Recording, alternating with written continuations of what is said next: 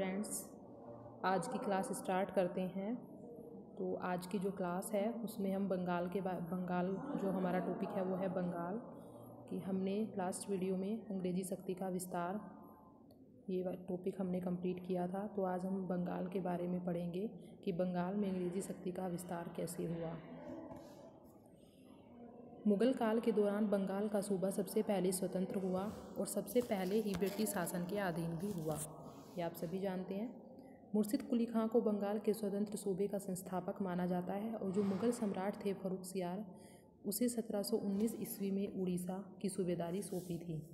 उन्होंने मुर्शिद कुली खां ने अपनी राजधानी ढाका से मुर्शिदाबाद स्थानांतरित की। उन्होंने चेंज कर दी अपनी राजधानी। पहले उनकी ढाका थी राजधानी और बाद में उन्होंने क्या किया कि मुर्शिदाबाद को अपनी राजधानी बनाया। तो 1727 में उनकी मृत्यु के बाद उनका जो दामाद था शुजाउद्दीन गद्दी पर बैठा। 1733 ईस्वी में जो मुग़ल सम्राट थे मोहम्मद शाह ने शुजाउद्दीन को बिहार की सूबेदारी प्रदान की। शुजाउद्दौला के 1739 ईस्वी तक शासन करने के बाद उसका बेटा सरफराज खां बंगाल की गद्दी पर बैठा। तो 1740 में बिहार के जो नायब थे सूबेदार अलीवर्दी खां ने विद्रोह कर सरफराज खां को घिरिया के स्थान पर हराकर मार डाला और उसने 2 करोड़ रुपए सम्राट को भेंट कर उसकी अनुमति प्राप्त कर ली। किंतु जब सम्राट ने धन की मांग पुनः की तो उसने कोई ध्यान नहीं दिया। जब सम्राट ने उससे दोबारा से धन मांगा तो उसने उस पर कोई ध्यान ही नहीं दिया। 1757 में अलीवर्दी खां जो उसका उत्तराधिकारी सिराजुद्दौला गद्दी पर बैठा। अलीवर्दी खां थे, उनका उत्तराधिकारी था सिराजुद्दौला, वो गद्दी पर बैठा। इसके समय में ही प्लासी का प्रसिद्ध युद्ध हुआ। आप सभी जानते हैं 1757 में प्लासी वार हुआ। यह बंगाल का अंतिम स्वतंत्र शासक था। सिराजुद्दौला था बंगाल का अंतिम स्वतंत्र शासक। इसके बाद के जो शासक हुए अंग्रेजों के अधीन हुए। मुग़ल कालीन सूबों में बंगाल सबसे धनी प्रांत था। जो मुग़ल कालीन सूबे थे उनमें जो सबसे धनी जो प्रांत था वो था बंगाल, सबसे ज़्यादा पैसे वाला।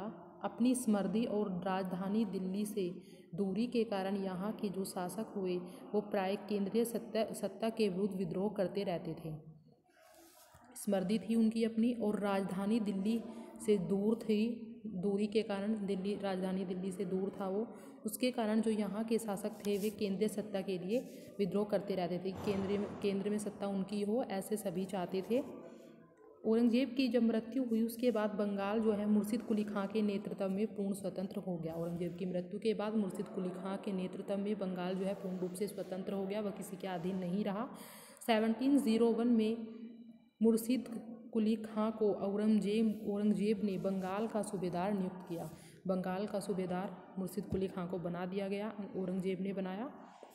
अलीवर्दी खां के नेतृत्व में हुई इस क्रांति में हाजी अहमद जगतू सेठ भी शामिल थे और 1740 में राजमहल के समीप लड़े गए घिरिया के युद्ध, जिसे घेरिया का युद्ध भी कहा जाता है, सरफराज खां बुरी तरह से पराजित हुआ। आप सभी याद रखना अलीवर्दी खां के नेतृत्व में जो एक क्रांति हुई थी उसमें हाजी अहमद और जगत सेठ थे ये शामिल थे। और 1740 में जो राजमहल के समीप जो लड़ाई लड़ी गई थी उसे घेरिया का युद्ध कहा जाता है।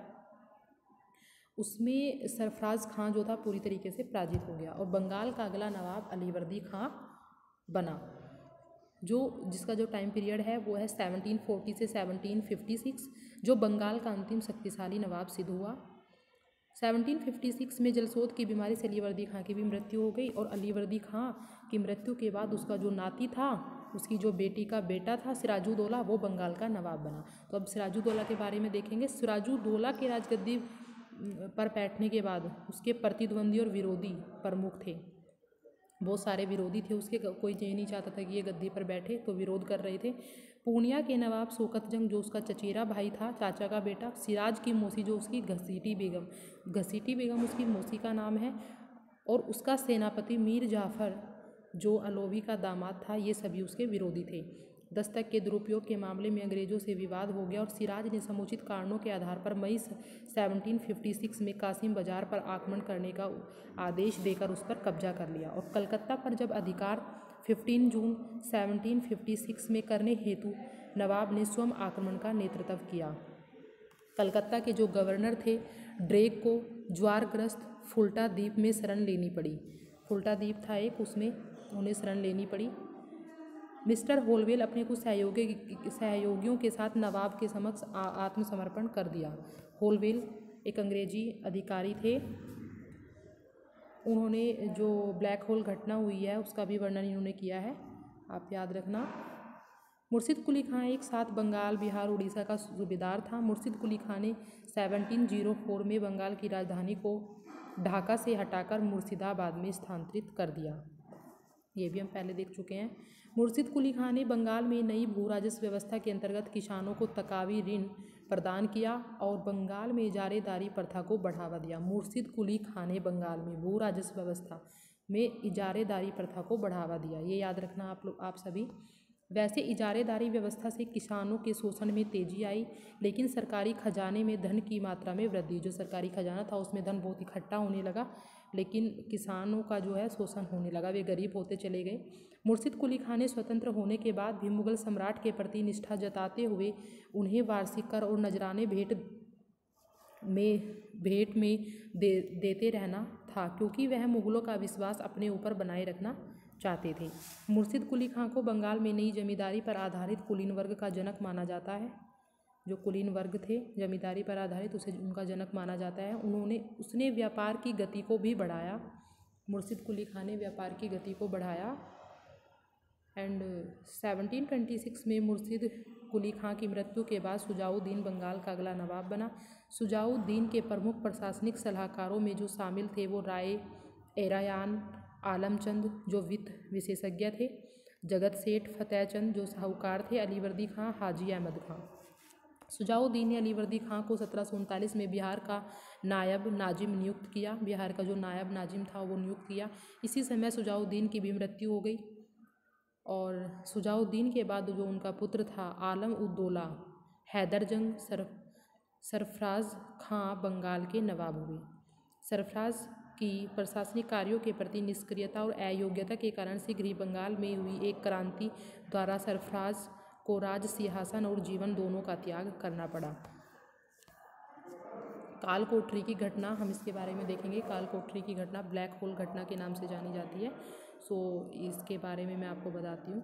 ये 20 जून को फोर्ट विलियम के पतन के बाद सिराज ने बंदी बनाए गए 446 कैदियों को, जिसमें स्त्री और बच्चे भी थे, को एक घुटन युक्त अंधेरे कमरे में बंद कर दिया गया।